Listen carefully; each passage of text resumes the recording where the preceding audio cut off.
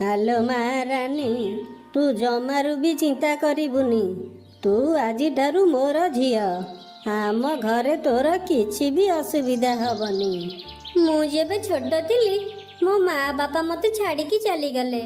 ମୋ ପରି ଗୋଟେ ଅନାଥକୁ ଆପଣ ଆପଣଙ୍କ ଘରର ବୋହୂ କରିକି ଆଣିଛନ୍ତି। ଆଜିଠାରୁ ଆପଣ ମୋ ମା।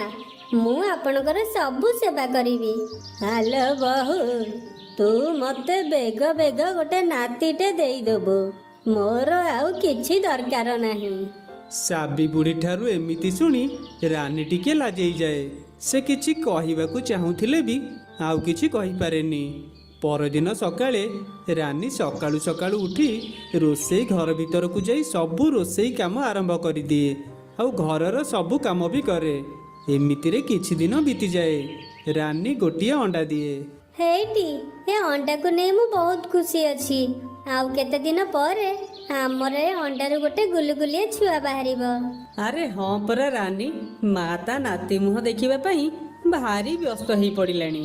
ହେଇଟି, ଏ ଅଣ୍ଡାରୁ ପୁଅ ହବ କି ଝିଅ ହବ ଆମେ ତ ଜାଣିନେ ନା। ଯାହା ହୁଅନ୍ତୁ ନା କାହିଁକି, ଆମେ ସେଥିରେ ଖୁସି ହବା କଥା। ଓଏ ରାନୀ, ମତେ ଏକଥା କହିଦେଲ, ହେଲେ ମାଆକୁ ଏକଥା ଜମାରୁ ବି କହିବନି। ମା ଝିଅମାନଙ୍କୁ ଜମାରୁ ବି ଭଲ ପାଏନି। ତମେ ଠାକୁରଙ୍କୁ ଡାକ ଏ ଅଣ୍ଡାରୁ ଯେମିତି ଗୋଟେ ପୁଅ ବାହାରୁ। ରାନୀ, ତମେ ଅଣ୍ଡାର ଯତ୍ନ ନେଉଥାଅ, ମୁଁ କାମକୁ ଚାଲିଲି। ତାପରେ ରାଜୁ କାନ୍ଧରେ କୋଦାଳଟିଏ ପକେଇ କାମକୁ ବାହାରିଯାଏ। ଆଲୋ ବୋହୂ, ମୁଁ ଯାଉଛି ବଜାରକୁ। ଅଣ୍ଡା ଭିତରେ ଥିବା ମୋ ନାତି ଟୋକା ପାଇଁ ମୁଁ ଆଗୁଆ ଖେଳନା କିଣିକି ନେଇ ଆସିବି। ହେଲେ ମା, ଏ ଅଣ୍ଡା ଭିତରେ ପୁଅ ଅଛି କି ଝିଅ ଅଛି ଆମେ ତ ଜାଣିନେ। ଆଲୋ ବୋହୂ, ତୁ ଏମିତି ଆଉ ଅମଙ୍ଗଳିଆ କଥା କହନି।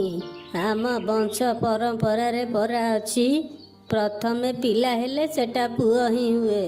ତୁ ଅଣ୍ଡା ପାଖରେ ବସିଥା, ମୁଁ ବଜାର ଯାଉଛି ଖେଳନା କିଣି ନେଇ ଆସିବି। ସାବି ବୁଢ଼ୀ ଖେଳନା କିଣିବା ପାଇଁ ବଜାର ଆଡ଼କୁ ପଳେଇଯାଏ। ଶାଶୁଠାରୁ ଏମିତି କଥା ଶୁଣି ରାନୀ ପୁରା ଆଶ୍ଚର୍ଯ୍ୟ ହେଇଯାଏ। କ'ଣ ଖେଳନା ରଖିଛ? ମୋତେ ଭଲ ଭଲ ଖେଳନା ଟିକେ ଦେଖେଇଲ। ହେରା ମାଉସୀ, ପୁଅ ପାଇଁ ଖେଳନା ଦରକାର ନା ଝିଅ ପାଇଁ ଖେଳନା ଦରକାର? ନାଇଁ ନାଇଁ, ମୋତେ ପୁଅ ଖେଳନା ଦେଖା। ମୋର ଗୋଟିଏ ନାତି ହବ, ତା ପାଇଁ ଖେଳନା ଦରକାର ପରା। ଏମିତିରେ କିଛି ଦିନ ବିତିଯାଏ। ହେଲେ ରାନୀର ସେ ଅଣ୍ଡାରୁ ପୁଅ ନୁହଁ, ଗୋଟିଏ ଝିଅ ଚଢ଼େଇ ଛୁଆ ବାହାରେ।